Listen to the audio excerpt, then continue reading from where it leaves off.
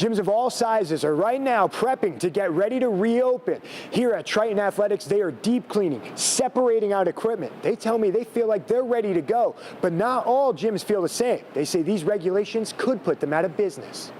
Opening is so exciting to us, and we were ready to do that 6 feet apart. So when we heard the 12-foot requirement, we were pretty upset. 12 feet of space between gym goers is the mandate from the state if clients are not wearing a mask. If you do wear a cloth covering, people can train 6 feet apart. At the Bar Method in Fairfield, they say a 12-foot spacing would be detrimental to other small gyms like theirs. We feel that it will be safer for our clients, more comfortable to be able to work out without a mask, and we think that we can still do so 6 feet apart.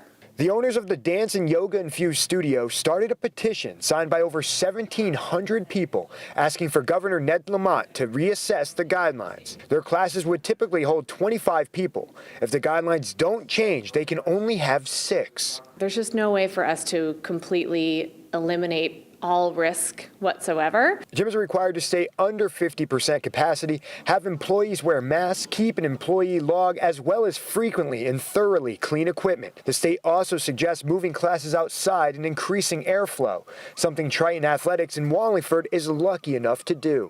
It's just kind of controlling your environment. So we just want to make sure that when the athlete arrives at the gym, they feel safe. Part of the way Steve Versace and his staff are doing that is by putting their athletes into stations. Their boxed-in area will have everything they need from weights to sanitation in order to limit their movement around the gym. We're going to have some limitations, but we're really trying to not be limited. We're trying to be inventive. Triton Athletics will have to cut their class sizes in half in order to maintain social distancing. There's obviously always some concern and some worry, but with the support of what we've done through our community since March, we feel really good about it. Whether or not these regulations do change, both gyms will be ready to open up their doors on the 17th, preparing for whatever a new normal may look like. In Wallingford, Dave Puglisi, Fox 61 News.